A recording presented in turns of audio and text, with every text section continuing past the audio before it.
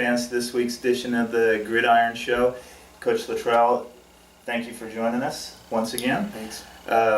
Well, we got to start off with the big weekend. 2-0, Dickinson State coming to town, number 16 in the nation. Battle with you guys, 2-0 in conference. How exciting is it? Early season, battle for the conference lead. This is why you coach and this is why you play the game. You know, it's a tough opponent coming in here this week. You know, they haven't lost in 3 years, you know, in conference play. But it's like I told our guys, I mean, you know, you can only stay there for so long. You gotta lose sometime, and why not to the Warriors? Let's talk about the last week's game that put you in this position. You guys, long bus trip, a little bit of hiccups in getting just to Mayville, but then everything seems to go right when you hit the field. Yeah, we're sitting there in Fargo and go out to load the bus, and one of the buses doesn't start, and so that was an issue. And it was Mayville's homecoming, so they were anxious for us to get going on time, but that was impossible. So we got another bus, but we couldn't get the equipment out from under the bus because they didn't have the keys to unlock that underneath, so they had to hire somebody to come blow the locks off. We got up there. We started the game 30 minutes late, and yeah, like I said, we started out a little sluggish on offense, but then we got it going. I think we scored every drive but one, you know, in the first half, and defense set the tone early by hitting them in the face, and so it was a nice, well-rounded game. You know, it's always nice to ride home on a long trip, you know, with a victory. I know you were worried about road trips and coming out strong, and you have that kind of a day. How much does that tell you about this team, that they come out strong, they play that well when they've had the long trip, they've had a tough trip, and yet they still are ready to go? Yeah, that was one thing we were trying to focus on this year, was playing better on the road. You know, a year ago we weren't very good on the road, and so it was nice to come out and, you know, even with the distractions, we were able to, you know, come out and win, and so that was good. I mean, the kids did everything we asked them to do. Our kids are great on the trip, hotel, restaurants, you know, I mean, they're first class in everything they do, so I've never had a complaint in 2 years by anybody outside of our program, you know, when we're on trips, and so our kids are very responsible there. Talk about the defense. That's got to be a big thing because against Dakota State at home, pitching a shutout first half, they allowed just 2 touchdowns on the road this weekend. What has clicked defensively, or is there been a change, or is it just the guys are just getting that much more into their system? Well, we've continued to juggle people around. I mean, you know, we're starting 4 freshmen in the secondary, and so, you know, that's not cool. But we got good athletes back there, but they're going to make some mistakes, you know, because they're young.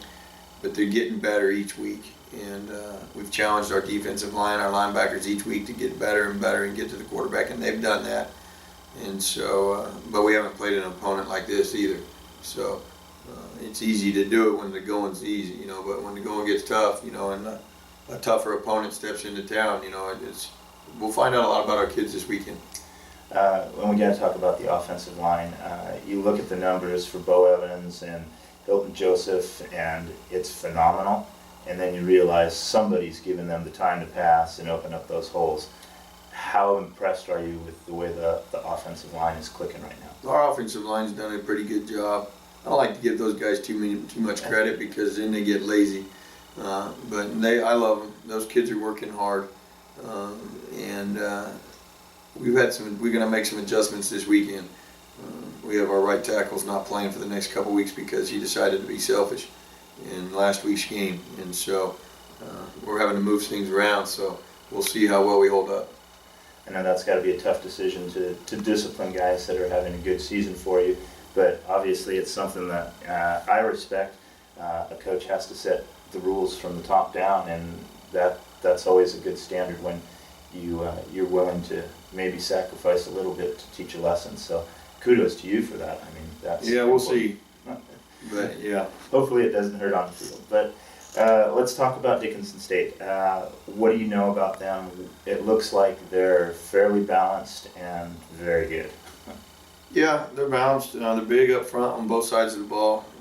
They got a line, but you know, defense. You know, they got some, you know, junior college transfers in there.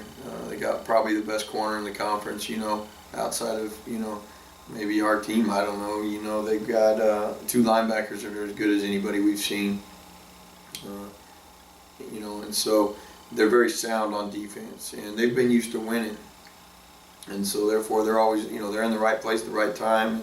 We got to try to catch them, off, get them out of whack a little bit to, try to gain some momentum.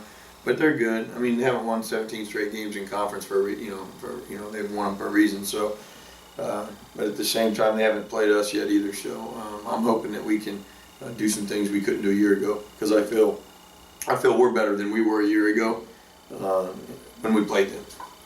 What is there anybody on their team that is a key to stopping or shutting down? It looks like they have a good running game, and their quarterback is lighting people up as well. Yeah, the quarterback's got all day to throw the football. I mean, so when you give a big kid, he's a big kid that he's got a good arm, and he sits back there, he's smart, makes the right decisions. So we got to stop him. We got to get to him, and then we got to stop the running game. If we can stop the running game, then we're going to be where we want to be.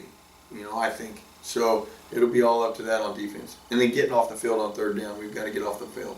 We haven't been very good there this year at that, and so it's just that just wears you out as a defense. Because 3 plays turns into 6 plays. And that's 3 plays you could have been sitting drinking water on the bench. While the offense is out on the field. So that's a big deal going in this week. And offensively for you guys, I know they have to be figuring out a way to shut down either the run or the pass.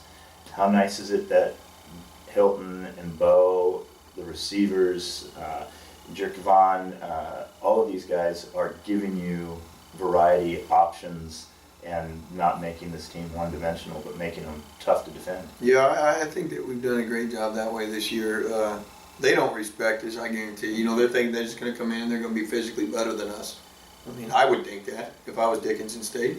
Nothing has gone another way to show me otherwise. But it kind of got, Mike Leach's philosophy, in his last tirade that he went on, was, 50-50, but our 50-50 is kind of like theirs. We don't have one guy doing all the work. We got 4, 5, 6, 7, 8 guys catching the ball each week. We got, 2, 3, 4 guys carrying the ball on offense. And so we pride ourselves on being, able to do both and trying to do both really well. So if a team can maybe shut down one area with all their focus, they shouldn't be able to shut down both areas. If they shut down both areas, then they're better than you.